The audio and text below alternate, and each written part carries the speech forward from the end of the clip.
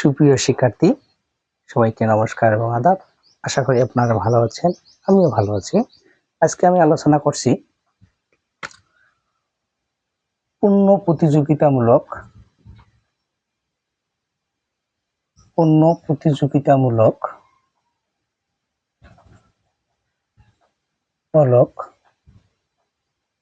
বাজারের স্বল্পকালীন ভারসাম্য।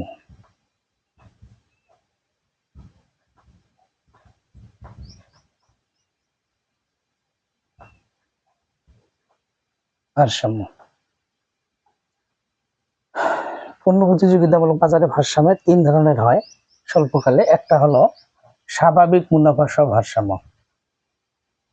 স্বাভাবিক মুনাফা সহ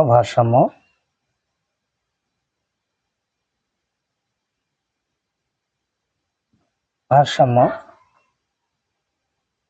দেখেন, চিত্রটা দেখেন কিভাবে চিত্রটা হবে। এরকম করে টানবেন, তারপর এইরকম করে টানবেন। এটা হলো এক্স অক্ষ, এটা হলো ওয়াই অক্ষ। তারপরে আমরা ঠিক এইভাবে ইউ এর মতো টানবো, ইউ এর মতো। এই দেখেন ইউ, এটার নাম হলো এসি রেখা। ঠিক এইটা নিম্ন বিন্দু দিয়ে যাবে, এটার নাম হলো এমসি রেখা। তাহলে এটা এসি রেখা, নিম্ন বিন্দু দিয়ে যাবে, এটার নাম হলো এমসি রেখা। আর এটা এরকম করে টানবো, ভূমি অক্ষের সমান্তরাল হবে। এটা হলো পি রেখা, এআর রেখা, আর হলো এমআর রেখা। ঠিক আছে, যেখানে এসি এমসি যেখানে ছেদ করবে সেটার নাম হলো ই বিন্দু দিব। এই যে দেখেন, এটার নাম দিব ই বিন্দু। তাহলে এখানে দিলাম 10, এখানে দিলাম হলো 10। ঠিক আছে, তাহলে আমরা এসিটা ইউ এর মতো করে টানবো। আরেকবার দেখে দিচ্ছি, এরকম করে এসি রেখাটা টানবো ইউ এর মতো, আর এসি রেখাটা নিম্ন বিন্দু দিয়ে যাবে, এটার নাম হলো এমসি রেখা। ঠিক আছে, আরেকবার দেখেন কিভাবে টানি, একটু দেখবেন ভালো করে। এটার নাম হলো এসি রেখা,